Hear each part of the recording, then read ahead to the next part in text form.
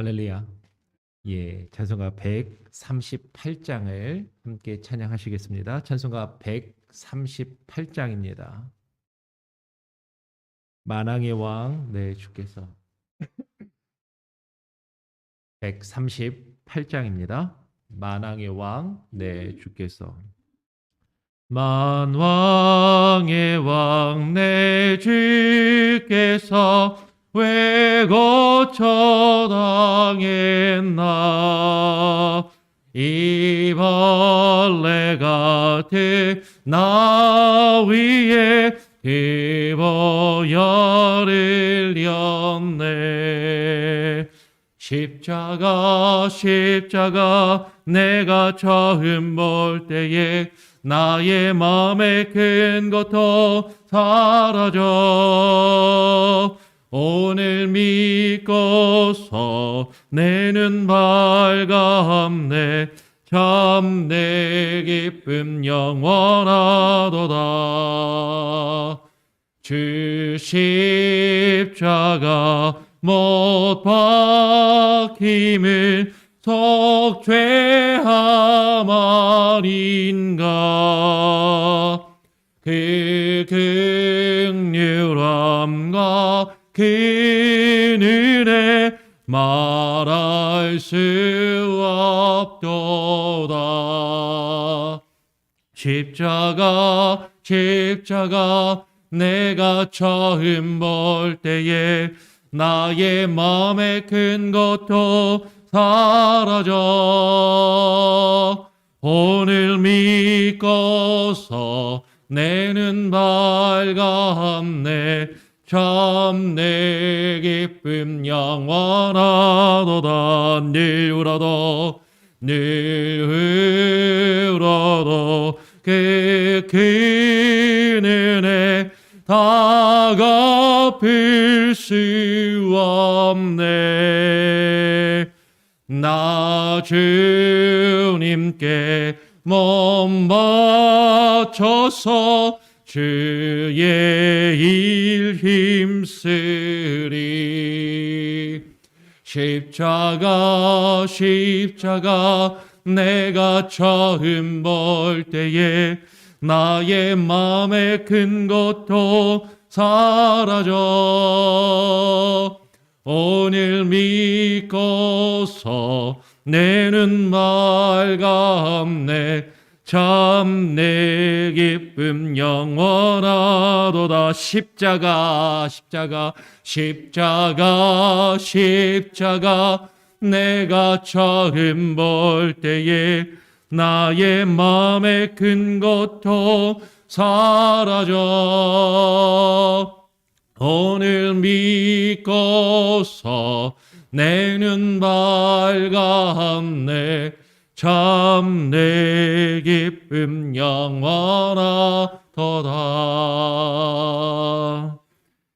예, 오늘 함께 나눌 하나님의 말씀은 마태복음 26장입니다. 마태복음 26장 6절부터 13절까지의 말씀을 함께 교독으로 읽겠습니다. 마태복음 26장 6절부터 13절까지의 말씀입니다. 제가 먼저 마태복음 26장 6절을 읽고요. 13절까지 교독으로 읽겠습니다. 예수께서 베다니 문둥이 시몬의 집에 계실 때에 한 여자가 매우 귀한 향유 한 옥합을 가지고 나와서 식사하시는 예수의 머리에 부으니 제자들이 보고 분하여 가로되 무슨 의사로 이것을 허비하느니요. 이것을 많은 값에 팔아 가난한 자들에게 줄 수 있었겠도다 하거늘 예수께서 아시고 저희에게 이르시되 너희가 어찌하여 이 여자를 괴롭게 하느냐. 저가 내게 좋은 일을 하였느니라. 가난한 자들은 항상 함께 너희와 함께 있거니와 나는 항상 함께 있지 아니하리라. 이 여자가 내 몸에 이 향유를 부은 것은 내 장사를 위하여 함이니라. 내가 진실로 너희에게 이르노니 곧 온 천하에 어디서든지 이 복음이 전파되는 곳에는 이 여자의 행한 일도 말하여 저를 기념하리라 하시니라. 아멘. 예, 오늘 함께 읽은 말씀을 가지고 내 장사를 위하여 함이니라. 내 장사를 위하여 함이니라라는 제목으로 함께 말씀을 나누겠습니다. 예수님께서 예루살렘에 입성하신 이후에 여러 가지 일들과 사건들이 있었고 또 예수님께서 하신 수많은 설교들이 이 마지막 주간에 몰려 있다라고들 이야기를 많이 합니다. 그 중에서 사실 우리가 빼먹을 수 없는 하나의 중요한 사건이 한 여인이 예수님을 찾아와서 예수님의 발에 지금 향유를 부은 사건을 볼 수가 있어요. 우리 7절 한 번 더 같이 한번 읽어볼까요? 한 목소리로 한 번 더 같이 한번 읽어보기 원합니다. 시작. 한 여자가 매우 귀한 향유 한 옥합을 가지고 나와서 식사하시는 예수의 머리에 부으니, 예, 여기는 머리에 이제 부은 걸로 되어 있습니다. 우리는 이 사건에 대해서 사실은 많이 들어서 잘 알고 있는데 상당히 유명한 일이고 중요한 사건인데 정확하게 알지 못하는 경우가 많아요. 우리가 성경을 읽고 성경을 교회를 오래 다니고 신앙생활을 오래 해서 잘 아는 것 같은데 정확하게 잘 알지 못하고 대충 알고 예, 대충 이렇게 넘어가는 경우들이 많고 별 고민 없이 그렇게 넘어갈 때가 많은 것 같습니다. 근데 성경을 좀 열심히 읽으신 분들이라면 그리고 성경을 많이 읽고 공부하신 분들이라면 사실 이 사건이 그렇게 간단한 사건이 아니라는 것을 알게 됩니다. 그래서 오늘 우리는 뒤에 가서 그 의미를 좀 더 깊이 나누기 전에 앞부분에 잠깐 짧게 한번 예방 접종을 맞는 시간을 갖기를 원해요. 여러분 요새 우리가 이제 코로나 때문에 지금 우리 특별 새벽 기도했는데도 사실 많은 분들을 나오시라고 강력하게 권유도 사실 하기도 쉽지가 않고 이렇게 나오신 분들은 너무 감사하고 우리가 함께 이렇게 말씀을 나누는데 앞에 서서 설교를 하는 저도 그렇고 여러분들도 그렇고 마스크를 쓰고 또 이렇게 코로나 때문에 예배를 드리지 않습니까? 그래도 또 감사한 거는 최근에 백신을 이제 많은 분들이 이제 맞기 시작하시고 우리 교회 또 어른들은 또 많이 대부분 맞으셔서 또 이제 감사한 것 같아요. 근데 이제 의사들이 하는 말이 그런 말을 하더라고요. 백신을 맞았는데 요새 백신 맞고서 며칠 앓고 고생하신 분들도 많이 계시잖아요. 그렇죠? 예. 근데 백신을 왜 맞나? 그 백신 맞고 아프기도 하고 또 백신 맞고 또 무슨 안 좋은 얘기들도 간혹가다 들리는 것 같은데 백신을 왜 맞나라고 하니까 의사들이 하는 얘기가 이렇게 얘기하는 거죠. 백신을 안 맞았을 때 리스크 위험보다 백신을 맞았을 때 위험이 훨씬 적기 때문에 백신을 맞았을 때도 아플 수도 있고 리스크가 있을 수도 있지만 백신을 맞았을 때 목숨을 잃을 그리고 중환자실로 실어갈 그 확률이 적기 때문이다라는 것이죠. 많은 경우에 우리가 이제 지금 간단하게 이제 말씀을 좀 나누겠지만은 우리가 예전에 우리 교회에서 신앙생활할 때 목사님들은 이런 경우가 많았어요. 성경에서 성도들이 읽다가 좀 목사님 이게 이해가 안 되는데요? 이렇게 물어보시면은 그냥 무조건 믿으세요. 따지지 말고 믿으세요. 이제 이런 경우들이 있었습니다. 근데 우리가 성경을 읽다 보면 사실 의문점이 드는 부분들이 있어요. 오늘 이제 그런 부분을 잠깐 앞부분에서 조금 말씀을 드릴 텐데 백신 놓을 때 이제 그런 얘기하죠. 혹시라도 맞고 이상 증세가 있으면 바로 병원으로 찾아오시라고. 이거 말씀을 이렇게 드리는데 혹시 이게 막 이게 바다가 되고 힘들고 이러시면은 여러분 고민하지 마시고 저에게 오셔서 말씀을 하셔야 됩니다. 네. 네, 지금 뭘 말씀을 드리려고 하냐면 지난번 새벽 예배 때도 얼핏 잠깐 말씀을 드렸지만 많은 경우에 예수님의 발에 예수님의 여기 마태복음 머리에 향유를 부은 여인을 누구로 알고 있냐면 막달라 마리아로 알고 있어요. 근데 지금 우리가 성경을 읽었지만 막달라 마리아라는 표현은 없습니다. 막달라 마리아가 예수님에게 향유를 부었다라고 잘못 알고 있고 노래도 우리가 이따가 찬송가도 부르겠지만 너무 이게 그렇게 잘못 알고 있는 경우들이 있어. 근데 그걸 너무 당연하게 생각하고 있는 것이죠. 근데 왜 그럼 막달라 마리아라고 그렇게 알고 있는가? 한번 볼까요? 요한복음 12장 3절을 보겠습니다. 이것도 이제 제가 말하는 것보다 이제 찾아가면서 다 봐야 되는데 다 찾기는 어렵지만 요한복음 12장 3절을 한번 보죠. 요한복음 12장 3절. 예. 12장 3절입니다. 같이 한번 읽어볼까요? 요한복음 12장 3절 시작. 마리아는 지극히 비싼 향유 곧 순전한 나드 한 근을 가져다가 예수의 발에 붓고 자기 머리 털로 그의 발을 씻으니 향유 냄새가 집에 가득하더라. 여기 마리아라고 나오네요, 목사님. 이 마리아는 그 앞에 보면 마태복음 11장에 무슨 사건이 나와요? 죽은 나사로를 예수님이 살리시는 사건이 나오죠. 그렇죠? 그리고 2절, 12장 우리가 3절 읽었는데 12장 2절에 보니까 1절, 2절 이어서 연결해서 읽으면 6월절 엿새 전에 예수께서 베다니에 이르시니 이곳은 예수께서 죽은 자 가운데서 살리신 나사로에 있는 곳이라. 나사로 얘기를 하면서 거기서 예수를 위하여 잔치할새 마르다는 이를 보고 나사로는 예수와 함께 앉은 자 중에 있더라. 마리아는 이렇게 해서 마리아와 마르다, 나사로의 여동생 마리아와 마르다 중에 그 마리아가 예수님의 지금 요한복음은 이제 발에다가 향유를 부었다고 되어 있죠. 이제 지금 그렇게 기록되어 있는 거예요. 지금 성경을 잘 읽어보면 요한복음에는 마리아라고 되어 있지만 이 마리아는 막달라 마리아가 아니라 나사로의 여동생 마리아예요. 예. 막달라 마리아는 성경에서 보면 또 이렇게 오해하는 경우들도 있죠. 지난번에도 말씀드렸지만은 가늠하다가 현장에서 붙잡힌 여인으로. 근데 가늠하다 현장에서 붙잡힌 여인도 이름이 안 나옵니다. 성경을 읽어보면. 막달라 마리아는 성경을 읽어보면 뭐라고 되어 있냐면 7 귀신 들렸다가 노임을 받은 여인이에요. 그러니까 막달라 마리아는 가늠하다가 현장에서 붙잡힌 여인일 수도 있지만 몰라요. 이름이 안 써 있어요. 그리고 예수님의 발에 향유를 부은 여인은 더더욱 아닌 것 같아요. 만약에 그 여인이 지금 요한복음에 기록된 마리아로 보면 나사로의 동생 마리아인 것이죠.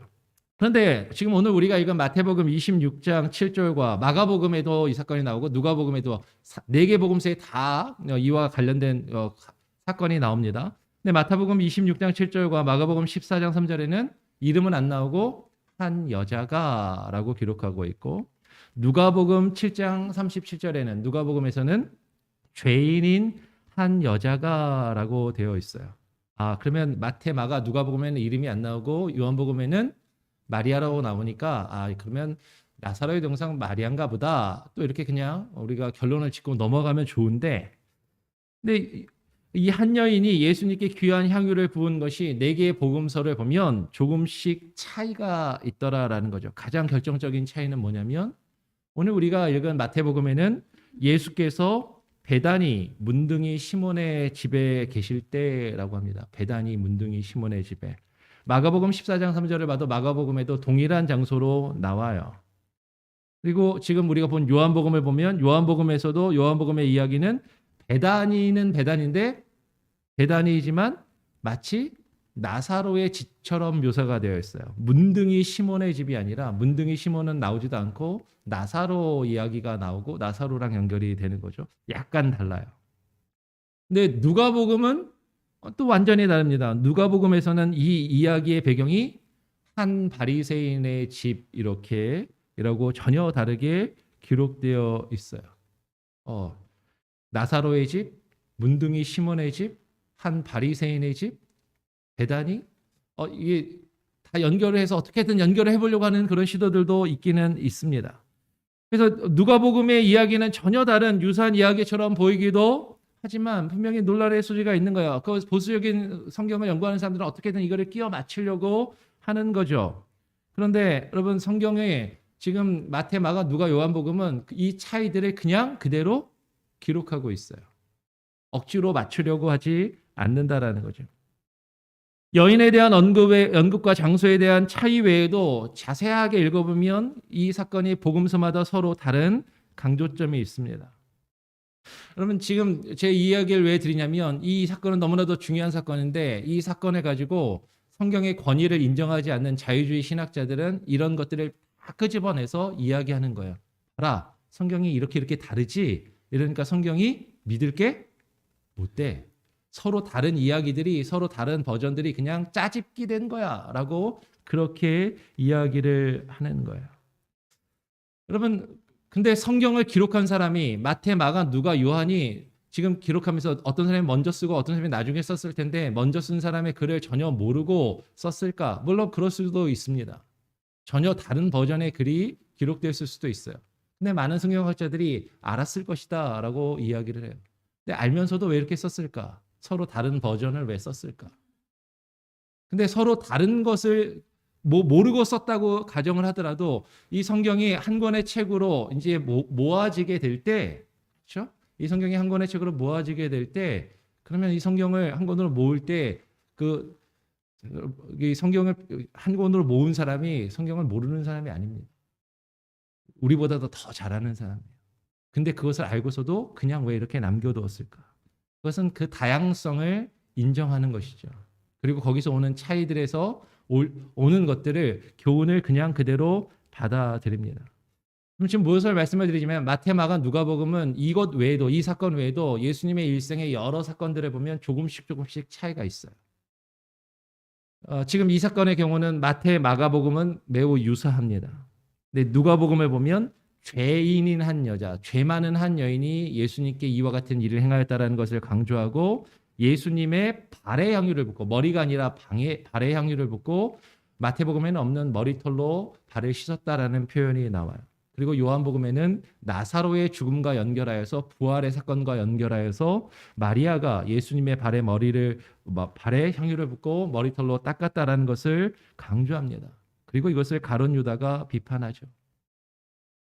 각 복음서마다 사실은 강조하는 어떤 내용이 있다라는 거예요. 각 복음서마다 어떤 분명한 게 더 분명하게 드러내고자 하는 의도가 있다라는 것입니다. 그래서 우리는 성경을 읽을 때 마태복음, 마가복음, 누가복음, 요한복음을 어떻게든 그냥 연결해가지고 짜집기 해서 하나로 만들어서 읽고 싶지만 그러다 보니까 이게 성경에는 전혀 없는 이상한 막달라 마리아 같은 이야기까지 나오는 거예요. 근데 초대교회가 그런 해석을 이단으로 정죄했습니다. 우리는 그냥 마태복음은 마태복음대로 읽으면 되고 마가복음은 마가복음대로 읽으면 돼요. 그리고 서로 보완할 수 있는 것들은 연결해서 읽으면 되는 것이죠. 오늘 마태복음을 중심으로 해서 오늘은 마태복음의 그 강조점에서 지금 우리가 무엇을 생각할 수 있을까를 한번 살펴보기를 원합니다. 앞부분에 지금 말씀드린 거에 대해서는 한번 생각을 해보시고 조금 고민이 되면은 또 저를 개인적으로 찾아와서 또 이야기를 나누셔도 괜찮습니다. 오늘 8절에 보니까 마태복음 26장 8절에 보니까 한 여인이 예수님의 머리에, 지금 마태복음은 머리에 향유를 부었는데 이것을 보고 제자들이, 마가복음에서는 제자들이라고 안 하고 어떤 사람들이라고 했습니다. 어떤 사람들이, 제자들이 보고 분하여 가로되 무슨 의사로 이것을 이렇게 허비하느냐라고 이야기해요. 그러면서 뭐라고 이야기해요? 이것을 많은 값에 팔아서 가난한 자들에게 줄 수도 있었겠다 라면서 이 여자를 비난하는 것이죠. 누가복음에서는 이런 비난은 없습니다. 요한복음에서는 가룟 유다가 이런 말을 한 것으로 기록을 하고 있어요. 요한복음을 보면 요한복음 12장 4절은 이렇게 이야기하는 것이죠. 제자 중 하나로서 예수를 잡아줄 가룟 유다가 말하되 라면서 유다에 대해서 부정적으로 이야기하고 있고 유다가 예수님의 죽음과 연결되고 있음을 또 강조하고 있는 것이죠. 그리고 많은 값이라는 것을 마가복음 14장 5절은 이렇게 구체적으로 이야기합니다. 이 향유를 300데나리온 이상에 팔아 가난한 자들에게 줄 수 있었겠도다라고 그렇게 말을 하죠. 300데나리온 이상. 그러면 300데나리온이라는 돈은 상당히 큰 돈입니다. 한 데나리온이 그 당시 하루 노동자 품삯이라고 그렇게 이야기를 해요. 그러면 한 데나리온이 하루 동안 벌어서 버는 일당이라면 300데나리온이라는 말은 300일을 일해서 버는 돈이라는 거예요. 1년이 365일인데 안식일 52번 빼고 유대인들의 절기들 이것저것 빼고 그러면은 300일이면 1년 동안 일해서 벌어야 하는 1년치 연봉에 해당되는 겁니다. 1년치 연봉을 예수님의 머리에 혹은 예수님의 발에 쏟아 부었단 말이에요. 이게 무슨 향유가 이렇게 비싼가? 이렇게 생각할 수도 있을 거예요. 무슨 향유가 그렇게 비쌉니까? 근데 정말로 향유가 그렇게 비쌌다라는 걸 방증해주는 어떤 그런 내용이 있어요. 이스라엘에 가면 박물관들이 있잖아요. 박물관에 가면 그 항아리들이 있는데요. 항아리 밑이 이렇게 뾰족한 항아리들이 있어요. 끝이 이렇게 뾰족합니다. 근데 저는 중고등학교 때 어떻게 배웠냐면 항아리 끝이 뾰족한 거는 강가나 바닷가에서 모래사장에다가 이렇게 박아서 쓰려고 이렇게 뾰족하게 항아리를 만들었다고 배웠었거든요. 옛날에 뭐 빗살무늬, 토기막 이런 거 배우면서. 예. 근데 이스라엘은 강가도 아니고 바닷가도 아니에요. 산이에요. 산인데 항아리 끝이 이렇게 뾰족해요. 근데 왜 뾰족하냐면 그리고 그거를 뭐 모래에다가 박는 것도 아니라 일부러 거치대를 따로 세워놓고 거기다가 이렇게 항아리를 세워놓습니다. 근데 항아리 끝이 이렇게 뾰족하냐면 그 항아리는 이 값비싼 향유를 모아두는 그런 항아리예요. 그러면 항아리 끝을 왜 뾰족하게 만들었을까요? 항아리가 넓으면 바닥에 묻어나는 게 많죠. 그럼 나중에 못 쓰고 버리는 게 많단 말이에요. 근데 항아리 끝을 뾰족하게 만들면 남은 거를 끝까지 다 쓸 수 있으니까 옛날 사람들이 그렇게 만들어서 썼다라고 그래요. 그리고 값비싼 향유는 옥합이라고 그러죠. 목이 좁아요. 그리고 실수로 넘어져도 이게 확 쏟아지지 않도록 그렇게 만들었단 말이에요. 그만큼 이게 그 값비싸다라는 것을 여러 가지로 보여주는 것이죠. 이 300데나리온이나 되는 엄청난 돈은 이건 엄청난 금액이고 정말로 이 돈이면 수많은 사람들을 구제할 수도 있었겠다 싶은 것이죠. 그런데 여러분 가룟 유다가 지금 이런 말을 요한복음에서는 했다라고 이야기하는데 가룟 유다나 혹은 제자들이나 어떤 사람들이 정말로 가난한 사람들을 생각해서 이런 말을 한 것일까 하는 것이죠. 요한복음 12장 6절은 이렇게 이야기합니다. 이렇게 말함은 가난한 자들을 생각함이 아니요. 저는 도적이라 본궤를 맞고 거기 넣는 것을 훔쳐감이라 라고 이야기를 하는 거예요. 그러면 가난한 자들을 돕지도 않으면서 이 사람들은 그냥 돈이 아까웠던 거죠. 그리고 가룟 유다가 도적이라고 요한복음은 가룟 유다를 딱 한 사람 집어서 분명하게 이야기합니다. 근데 그게 가룟 유다만이 아니라는 거예요. 오늘 마태복음은 뭐라고 이야기해요? 제자들이라고 표현하고 있는 거죠. 지금 그거를 겉으로 말하고 있는 게 요한복음에서는 가룟 유다인지 모르겠지만 이와 같은 마음을 가지고 있는 사람들이 예수님을 쫓고 예수님을 믿고 있는 제자들 중에도 이런 생각을 하는 사람들이 많이 있었다라는 거죠. 어쩌면 저와 여러분도 이런 생각을 하고 있는지도 모른다라는 것입니다. 교회에서 많은 사람들이 헌금을 드리면서 그런 생각들을 해요. 교회에서 왜 쓸데없이 매주에 여기다 꽃을 갖다 놓냐? 꽃장식은 왜 하냐? 그거 낭비 아니고 사치 아니냐? 뭐 이러시는 분들도 있어요. 교회에서 불필요하게 이렇게 이것저것 돈 쓰는 것들 그런 거 다 아껴갖고 굳이 하는 데 써야 되는 것 아니냐? 어떻게 보면 맞는 말이에요. 네. 어떻게 보면 옳은 말인 것 같아요. 그런데 정말로 그것이 구제에 정말 힘쓰고 열심히 가지고 구제를 하시는 분들이 그렇게 말하는 경우는 생각보다 많지 않더라고요. 그냥 돈이 아까웠고 헌금을 하는 것이 아까운 사람들이 그런 얘기를 할 때가 종종 있더라라는 것이에요. 여러분 예수님을 따르는 제자들이면서도 오늘 마태복음을 보면 예수님을 따르는 제자들이면서도 다른 사람의 헌신에 대하여 비방하고 자신의 욕심을 지금 정당화하는 자신의 욕심은 가리면서 그럴듯하게 포장해서 이야기하고 그렇게 이야기하는 경우들이 많이 있더라라는 것이에요. 그런 사람들을 향해서 예수님께서 이렇게 말씀하시는 것입니다. 오늘 마태복음 26장 10절에 예수께서 아시고 저희에게 이르시되 너희가 어찌하여 이 여자를 괴롭게 하느냐. 저가 내게 좋은 일을 하였느니라 라고 이야기해요. 예수님에게 좋은 일을 하였다라는 것이 그럼 무슨 말인가? 무슨 의미일까 하는 것이죠. 저가 내게 좋은 일을 하였다. 예수님께서 지금 돈을 좋아하신다는 얘기인가? 예수님께서 돈을 좋아하시고 예수님께서 그렇게 사치스러운 것을 좋아하셔서 300데나리온이나 되는 값비싼 1년치 연봉입니다. 1년치 연봉이나 되는 그 돈을 지금 가져오니까 자기 발에 자기 머리에 쏟아 부어주니까 그것이 좋다라고 말씀하시는 것인가? 어떤 사람들이나 어떤 목회자들은 이것을 근거로 이야기하기도 해요. 이것을 가지고 헌금을 많이 드리라고 예수님이 좋아하신다고 그것을 하나님이 원하신다고 기뻐하신다고 그것을 강조하기도 합니다. 근데 하나님이 정말로 돈을 좋아하시는 분인가? 사치스러운 걸 좋아하시는 분이신가? 그러면 하나님은 사실 돈이 필요 없으신 분이에요. 예수님은 사실 돈이 필요 없으신 분이에요. 근데 왜 예수님이 이것을 내게 좋은 일이라고 하셨는가 하는 것이죠. 오늘 11절을 보면 이렇게 이야기합니다. 가난한 자들은 항상 너희와 함께 있거니와 나는 항상 함께 있지 아니하니라 라고 이야기를 합니다. 가난한 자들은 항상 너희와 함께 있거니와 나는 항상 함께 있지 아니하니라. 마가복음 14장도 한번 볼까요? 마가복음 14장 7절을 같이 한번 보겠습니다. 뭐라고 되어 있는지. 마가복음 14장 7절 말씀입니다. 마가복음 14장 7절 말씀 같이 한번 읽어볼까요? 14장 7절 시작.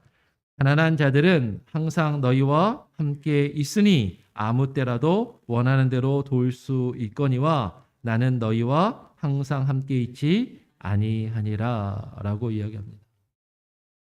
그럼 그냥 이 말씀을 예수님이 하신 이 말씀을 그냥 표면적으로 이해한다면 이렇게 이해할 수도 있을 것 같아요. 가난한 자들을 돕는 것보다 예수님께 하나님께 바치는 것이 더 가치 있다라고 말씀하시는 것처럼 보일 수도 있어요. 그렇죠? 가난한 사람들은 아무 때나 도울 수 있으니까 가난한 사람들에게 돕는 것, 지금 다른 사람들에게 구제하는 것보다 나에게 바치는 게 더 좋은 것이고 더 가치 있는 것이고 귀한 것이니까 드리기를 기뻐하고 많이 드려라. 이왕이면 많이 드려라. 근데 그러면은 오늘날 이것을 그러면 헌금으로 우리가 드리는 헌금으로 그대로 적용할 수 있습니까? 헌금도 매주 드릴 수 있잖아요. 네. 헌금도 주일날 예배 드리러 올 때 아무 때나 언제든지 드릴 수 있잖아요. 그렇죠? 네. 네. 구제하는 것과 헌금하는 것과 이게 지금 그런 차원에서 예수님이 말씀하시는 게 아니에요. 우리가 어디에 지금 집중해야 되냐면 예수님께서 뭐라고 말씀하신 것을 집중해야 돼요. 오늘 11절에 다시 본문 11절에 보니까 예수님께서 하신 말씀 중에 나는 항상 너희와 함께 있지 아니하리라 라는 것에 주목해야 됩니다. 이게 지금 무슨 말이죠? 예수님 늘 언제나 우리와 함께 하시는 분 아닙니까? 하나님 믿는 우리들과 함께 하시는 분 아닙니까? 라고 생각할 수 있는데 지금 이 예수님의 이 말씀은 무슨 말씀이죠? 인간의 몸으로 성육신하여 오신 예수님께서 인간의 몸으로 제자들과 지금 함께 계시는데 예수님이 성육신하여 이 땅에 오신 그 예수님께서 제자들과 지금 인간의 몸으로 함께 있는 것을 계속 함께 있으시지는 않으실 것이다라는 거예요. 다르게 이야기하면 예수님께서 곧 죽으실 것이다라는 걸 말씀하는 거죠. 내가 죽을 것이고 십자가에 못 박혀 죽을 것이다라는 것입니다. 그것을 분명하게 말씀하시는 게 뭐예요? 오늘 마태복음 본문의 12절에서 이렇게 이야기합니다. 이 여자가 내 몸에 향유를 부은 것은 내 장례를 위하여 함이니라. 내 장례를 위하여 함이니라. 지금 마가복음 펴놓고 계시죠? 마가복음 14장 8절 같이 한번 읽어볼까요? 마가복음 14장 8절도 같이 한번 읽어보겠습니다. 14장 8절 시작. 저가 힘을 다하여 내 몸에 향유를 부어 내 장사를 미리 준비하였느니라. 내 몸에 향유를 부은 것은 내 장례를 위하여 내 장사를 위하여 함이니라 라고 지금 예수님께서 12절에서 이야기하시고 내 몸에 향유를 부은 것은 내 장사를 위하여 준비함이니라. 마가복음 14장 8절에서 저가 힘을 다하여 내 몸에 향유를 부어 내 장사를 미리 준비하였느니라. 그럼 지금 예수님께서 이 사건을 통해서 말씀하시는 건 뭐냐면요. 예수님이 지금 곧 죽으실 거라는 거예요. 예수님이 지금 십자가의 대속의 사건을 맞이하실 것이다라는 것입니다. 그런데 이 여인은 그것을 준비하고 있다라는 것이죠. 요한복음 12장 7절도 이렇게 이야기합니다. 예수께서 가라사대 저를 가만두어 나의 장사할 날을 위하여 이를 두게 하라. 예수님의 십자가의 그 죽으심과 그 십자가의 고난, 그 대속의 사건을 저가 준비하는데 그것은 좋은 것이다라고 이야기하는 것이에요. 여러분 이 이야기는 예수님께 비싼 향유를 바친 것, 지금 비싼 향유를 예수님께 바쳤으니까 많은 제물과 많은 헌금을 하나님께 예수님께 바쳐라. 거기에 강조점이 있는 것이 아니라, 왜냐하면 우리는 거기에 관심이 있는 거죠. 제자들이 그랬던 것처럼 그 여인이 예수님의 머리에 예수님의 발에 향유를 쏟아 부었을 때 제자들의 눈에는 뭐가 보였어요? 저게 얼마짜린데? 저게 300데나리온짜리인데 저걸 예수님의 발에다 부었어? 그게 보이는 거예요. 근데 예수님은 그게 얼마짜리인지는 중요하지 않아요. 그게 300데나리온이든 30데나리온이든 3000데나리온이든 예수님에게 중요한 건 뭐예요? 저가 예수님의 죽음을 준비하고 있다라는 것입니다. 근데 제자들의 눈에는, 가룟 유다의 눈에는 돈이 보이는 거예요. 저게 얼마짜리인데. 예수님은 그걸 보시는 게 아니다라는 거죠. 예수님께서 이렇게 말씀하신 것이죠. 온 천하에 이 복음이 전파되는 곳에서는 이 여자가 행한 일도 말하여 저를 기억하라. 여러분, 이 여인이 행한 것이 단순히 물질을 드린 것이고 돈을 많이 들여서 예수님께 바친 것이 그것이 잘한 것이어서 그것을 기념하라고 했으면 왜 이 여인의 이름은 없습니까? 이름이 안 나와요. 요한복음에만 아까 나왔지만 마태복음은 지금 우리가 보고 있는데 그냥 한 여인이에요. 이름 없는 그 한 여인이 행한 그 일을 기억하라. 그가 한 것이 무엇입니까? 예수님의 죽음을 준비하고 있는. 예수님께서 십자가에서 대속의 죽음을 감당하시는데 그 대속의 죽음을 준비하고 있음을 기억하고 그것을 기억하라. 그것을 본받아서 너희도 그 십자가의 죽음을 준비하라라는 것이죠. 여러분, 우리가 고난주간을 지금 맞이하고 있습니다. 이 사건을 읽으면서 우리는 어떤 교훈을 얻어야 할 것인가 하는 것이죠. 헌금 많이 드려라 이겁니까? 많이 드릴 수 있으면 좋아요. 근데 지금 이 사건은 예수님의 십자가의 죽음을 우리가 준비하고 맞이하고 있는가 하는 것이에요. 예수님의 십자가의 죽음의 의미를 정확하게 이해하고 있는가 하는 것이에요. 지난 주일 설교를 통해서도 말씀드렸지만 예수님의 십자가의 죽음은 그렇게 단순한 의미가 아니다라는 것이죠. 예수님의 십자가의 죽으심으로 우리를 어떻게 하셨어요? 피로 값주고 사셨단 말이에요. 예수님이 나를 피로 값주고 사셨기에 이제 내가 나의 것이 아니라 내가 이제 누구의 거예요? 주님의 것임을 깨닫고 인정하고 고백하며 나아갈 준비가 되어 있느냐라는 것입니다. 예수님께서 우리에게 요구하시는 게 그거예요. 정말로 그분이 나의 주인이시고 나를 피로 값주고 사신 분임을 깨닫고 인정하며 그 죽으심을, 예수님의 십자가의 대속을 우리가 맞이할 준비가 되어 있다면 1년치 연봉을 주님께 바치는 게 뭐가 아깝냔 말이에요. 나의 평생을 주님께 바쳐도 그것으로 부족함이 없는데. 근데 우리는 1년치 연봉을 어떻게 바쳐? 300데나리온을 어떻게 바쳐? 우리의 눈에는 물질이 자꾸 보이는 거예요. 그게 얼마짜린데? 그게 얼마나 나에게 저게 없으면 내가 생활하는데 얼마나 불편하고 힘든데. 예수님은 말씀하시는 거죠. 나의 죽음을 맞이할 준비가 너희들이 되어 있느냐라는 것입니다. 우리가 예수 그리스도의 죽음을 맞이할 준비가 되어 있느냐라는 것이에요. 우리가 무엇을 보고 예수님을 바라보는가? 우리는 십자가의 그 죽으심을 바라볼 때 이 여인이 준비하였던 것처럼 예수님의 죽음을 이 여인에게 있어서는 자신의 전 재산일 수도 있습니다. 자신의 모든 것을 다하여 예수님의 죽음을 지금 준비하고 있는 것이에요. 정말로 우리가 그렇게 준비하고 있습니까?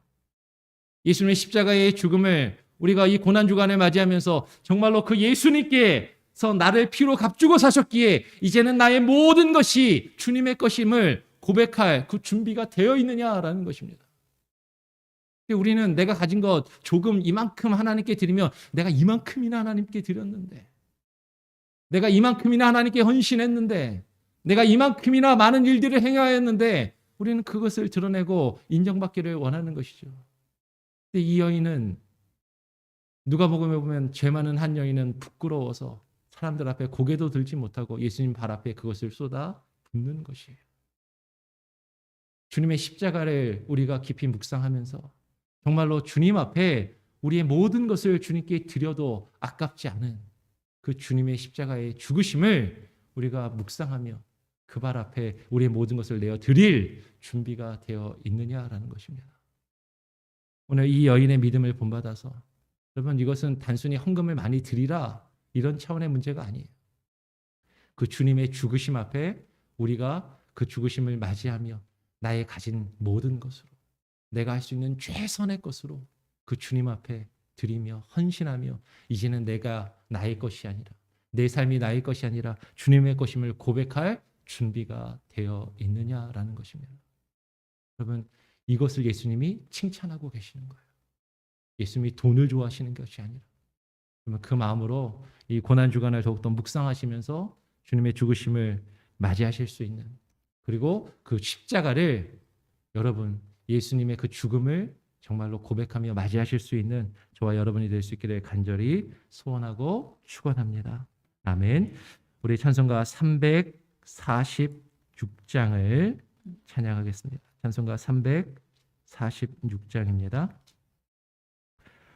아까 말씀드린 것처럼 여기 찬송가 가사가 1절 두 번째 줄에 막달라 마리아라고 되어 있는데 막달라 마리아가 아니라고 말씀드렸죠. 예, 그래서 막달라 마리아라고 부르지 말고 막달라 대신에 그냥 마테마가 누가복음에 한 여인으로 되어 있으니까 한 여인. 요한복음은 마리아니까 뒤에 그냥 마리아는 그대로 부르겠습니다. 그래서 한 여인 마리아 이렇게 부를게요. 우리 같이 346장을 찬양합니다. 값비싼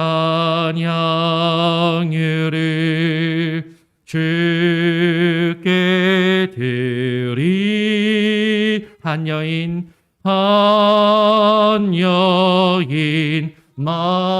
마리아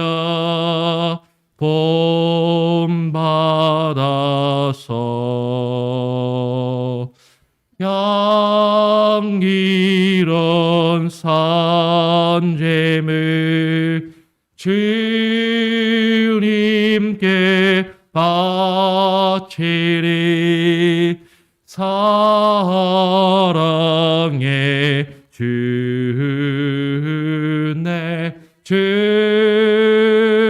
주님께 연약한 자에게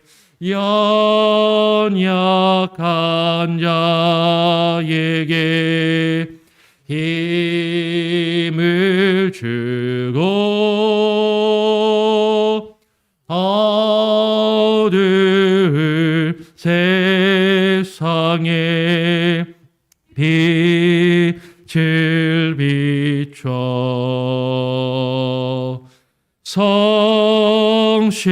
성실과 인내로 내 영죄 이끌리 사랑의 주내 주님께 두려운 마음에 소망 주고 슬픔에 쌓인 자 위로하며 길이를 자들이 친절히 이끌리 사랑의 주내 주님께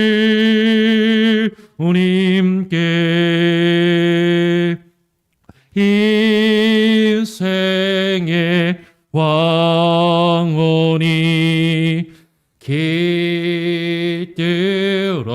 깃들어서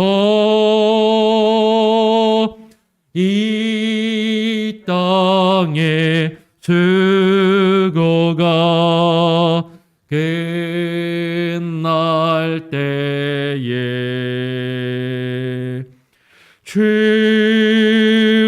주님을 섬기다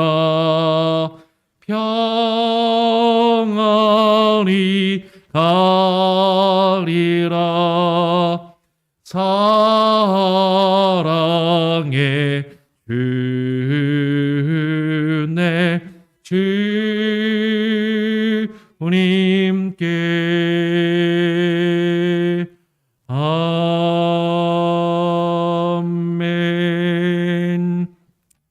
예, 오늘 함께 나눌 말씀을 가지고 기도 제목을 나누겠습니다. 제가 앞부분에 왜 각 성경 복음서마다 서로 차이가 있는지를 말씀을 드렸냐면, 여러분, 우리가 성경을 이 하나님의 말씀을 통해서 우리가 생명을 얻는데, 우리의 생명이 여기에 달려 있는데 우리는 성경을 너무 대충 읽을 때가 많아요.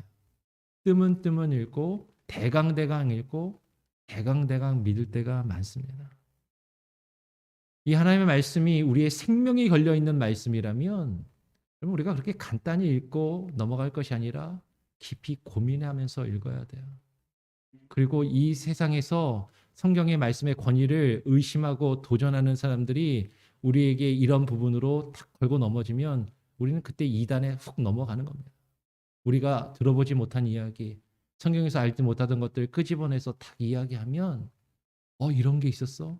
우리 목사님한테 한 번도 들어본 적도 없는데 교회는 잘못됐구나. 성경이 이게 아니구나. 그냥 넘어가는 것이죠. 근데 우리가 고민해봐야 됩니다. 그리고 고민한 다음에 결론을 가지고 믿어야 돼요. 그렇지 않으면 그 믿음은 온전히 설 수가 없습니다. 흔들릴 수밖에 없어요. 그래서 고민해 보시라고 말씀을 드린 거예요. 성경을 자세히 깊이 연구하고 묵상하면서 읽으실 수 있도록, 그리고 그 가운데서 하나님의 뜻을 쉽지 않지만 발견해 갈 수 있도록 여러분 기도하시고요. 오늘 본문을 통해서 우리가 발견할 수 있는 것은 무엇입니까? 우리가 주님의 죽으심을 이 고난주간을 맞이하면서 준비하고 있는가? 이 여인과 같이 준비된 마음으로 고난주간을 맞이하고 있는가? 아니면 매년 그냥 사순절과 고난주간이 그냥 절기로 지키는 것이니까 그냥 하나의 행사로서 넘어가는 것인가? 여러분, 이 여인은 자신의 모든 것을 예수님께 쏟아부어 예수님의 죽으심을 맞이하고 준비했습니다. 예수님은 그것을 칭찬하고 계시는 것이죠. 우리도 그 예수님의 십자가 앞에 우리의 모든 것을 쏟아 부을 수 있어야 돼요. 우리의 모든 것을 주님께 쏟아부을 수 있으려면 그 죽으심의 의미를 깊이 묵상하고 깨달아 알고, 이 여인과 같이, 여러분, 주님이 나를 위해서 나의 생명을 값주고 사셨는데 1년치 연봉이 뭐가 됐습니까? 10년치를 바쳐도 평생을 하나님께 드려도 아깝지 않은 것이 그 주님께서 나에게 주신 그 은혜가 더 크고 값진데, 근데 우리는 자꾸 숫자로 계산하는 거예요. 내가 가진 것이 아까운 겁니다.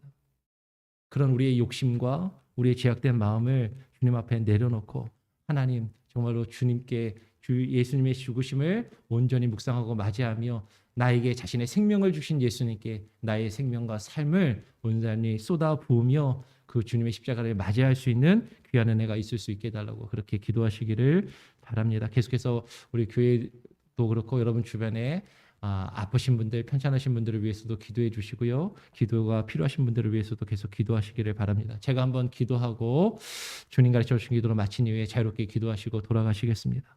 하나님 아버지, 감사합니다. 오늘 이 아침에 예수님의 머리에 향유를 부은 한 여인에 대하여 우리가 말씀을 살펴보고 고민하게 됩니다. 하나님, 우리가 성경을 뜨문뜨문 읽지 않게 하시고 대충대충 읽지 않게 하시고 말씀을 자세히 읽게 하시고 깊이 읽게 하시고, 하나님 말씀을 놓고 씨름하게 하시고 말씀을 놓고 고민하게 하시고, 하나님 그 말씀 가운데 주님께서 우리에게 주시는 그 말씀의 의미들을 깊이 묵상하며 그 말씀이 나에게 주시는 말씀으로 하나님 우리에게 다가올 수 있도록 하여 주시옵소서. 예수 그리스도의 고난을 이번 한 주간 묵상하기를 원합니다. 그리스도의 고난 가운데 하나님 우리가 무릎 꿇기를 원합니다.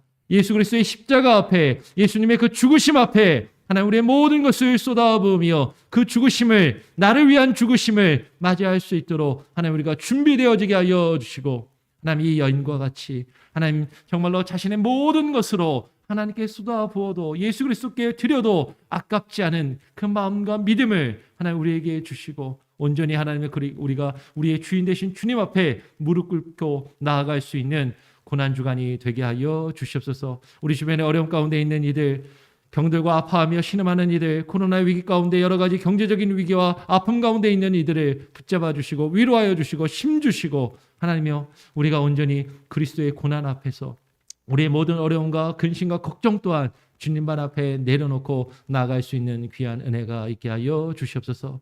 오늘 하루의 삶도 주님께 온전히 맡깁니다. 오늘 하루의 삶도 주님께 온전히 의탁합니다. 우리의 일생을 주님께, 주님 발 앞에, 십자가 앞에 쏟아부으며 주님 앞에 드리며 나가기를 소원하오니 하나님 함께하여 주시고 오늘 하루도 동행하여 주시옵소서. 감사 찬양 영광 주님께 올려드리며 예수 그리스도의 이름으로 기도합니다. 아멘. 하늘에 계신 우리 아버지여, 이름이 거룩히 여김을 받으시오며 나라가 임하시오며 뜻이 하늘에서 이루어진 것 같이 땅에서도 이루어지이다. 오늘날 우리에게 일용할 양식을 주옵시고 우리가 우리에게 죄 지은 자를 사하여 준 것 같이 우리 죄를 사하여 주옵시고 우리 시험에 들게 하지 마옵시고 다만 악에서 구하옵소서. 대개 나라와 권세와 영광이 아버지여께 영원히 있사옵나이다. 아멘. 자유롭게 기도하시기 바랍니다.